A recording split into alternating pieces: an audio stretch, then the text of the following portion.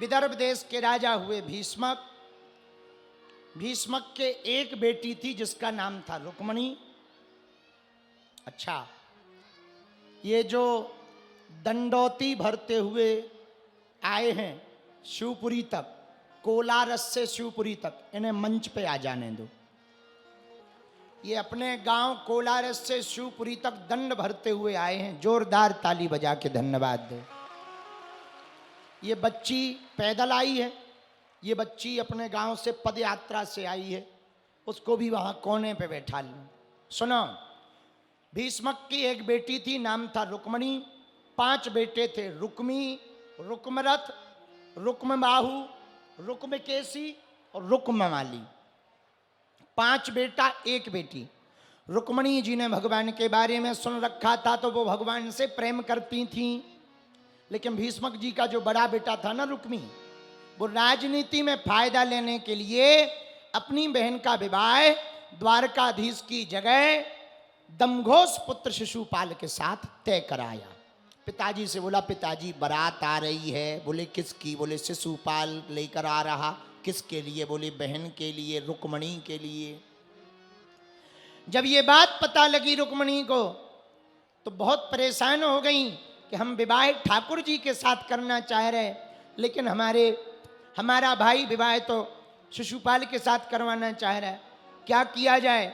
भाभी ने उपाय बताया। 7 श्लोकों का पत्र लिखा, भगवान को भेजा। भगवान बहुत इमरजेंसी है। पत्र आया, पत्र में भगवान ने पढ़ा, ब्राह्मण पत्र लेके आए, ब्राह्मण का स्वागत किया। पत्र भगवान ने पढ़ा, विचार किया जल्दी जाना चाहिए। भगवान ने तुरंत रथ तैयार किया। 4 घोड़े हैं भगवान के जो हवा में बातें करते हैं, सैब, सुग्रीव, मेघ पुष्पक और बलाहक। 4 घोड़ों को रथ में निभोया और भगवान आ गए। इधर शिशुपाल भी बारात लेके आ गया। पत्र में लिखा था, प्रभु हमारे यहाँ नियम है, बिटिया का जब विवाह होता है तो गांव के बाहर देव पूजन के लिए आते हैं, तो जब हम गौरी पूजन करने आवे उसी समय आप हमारा हरण करके ले जाना। भगवान आ गए। उसी समय बारात आई तो रुक्मी ने अपने पिता से कहा, पिताजी बारात आ गई है, सगाई नहीं चढ़ी थी, सामान ले जाओ। तो सगाई का सामान लेकर के भीष्मक महाराज जा रहे थे, तब तक खबर लगी कि द्वारकाधीश आए हैं। किसी ने बता दिया। सोचा पहले इनका स्वागत कर लें, द्वारकाधीश हैं भगवान। जरासंध से युद्ध के बीच में ही रणछोड़दास बनकर के भगवान द्वारका चले गए थे और द्वारका के राजा बन गए थे, तो द्वारकाधीश हो गए। तो सोचा इनका स्वागत कर लिया जाए। जैसे ही स्वागत करने गए भीष्मक महाराज, तो सेना जो मंत्री थे उन्होंने सोचा यही दूल्हे राजा हैं। तो सगाई चढ़नी थी शिशुपाल की और चढ़ गई नंदलाल की।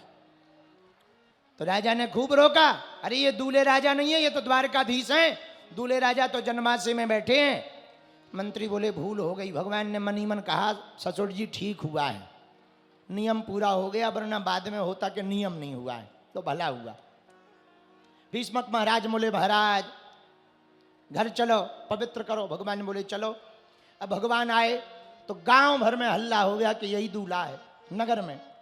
तो एक बूढ़ी माता जी भगवान को देख करके बोली, वाह कितना सुंदर दूल्हा है, रुक्मणी भी सुंदर है, दूल्हा भी सुंदर है।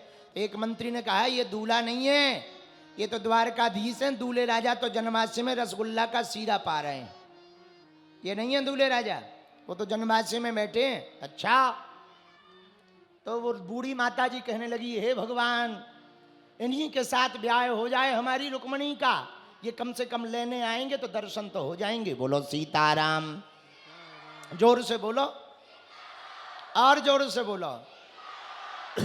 भगवान ने सोचा कहीं रुक्मणी जी पूजन करके चली ना जाएं, सो बीच रास्ते से ही विदा लेकर के भगवान वापस आ गए। इधर जरासंध भी बारात में आया था शिशुपाल की। पता लगा कि द्वारकाधीश आए हैं तो जरासंध शिशुपाल के पास गया। बोले सुनो, जहां ये द्वारकाधीश रहते ना वहां दाल में काला नहीं, पूरी दाल ही काली रहती है। हाँ, कुछ ना कुछ लफड़ा है। बोले क्या किया जाए? बोले लड़की की सिक्योरिटी बढ़ाओ। तो रुक्मणी जी की सिक्योरिटी बढ़ा दी। जहां पूजन करने जाना था खूब सेना खड़ी हो गई। अब रुक्मणी जी बड़ी चिंता में, भगवान को आज तक देखा नहीं, आए होंगे तो कहाँ होंगे, कैसे दिखते होंगे।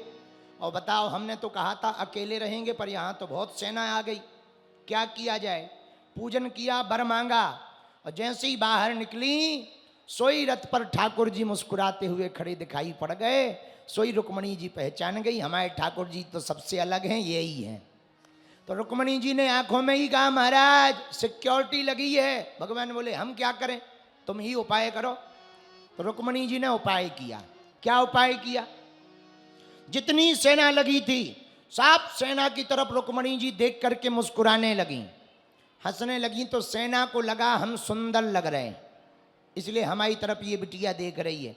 तो कोई अपने बाल ठीक करे, कोई अपना शरीर ठीक करे, और बढ़िया बात करने लगे। और मुस्कुराते हुए रुक्मणी जी मुस्कुरा रही सिक्योरिटी की तरफ और जा रही रथ की तरफ, और सब आपस में बात करें, देखो देखो देखो कितनी सुंदर है।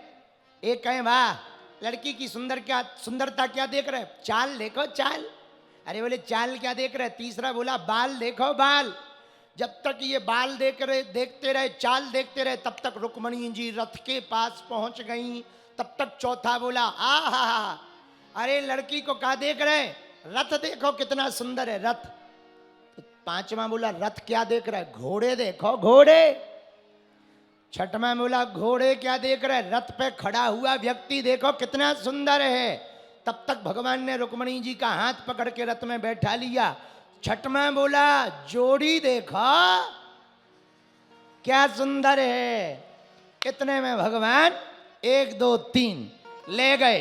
अब सेना बोली ये बताओ अपन खड़े किस लिए थे। बोले सुरक्षा के लिए। बोले किसकी?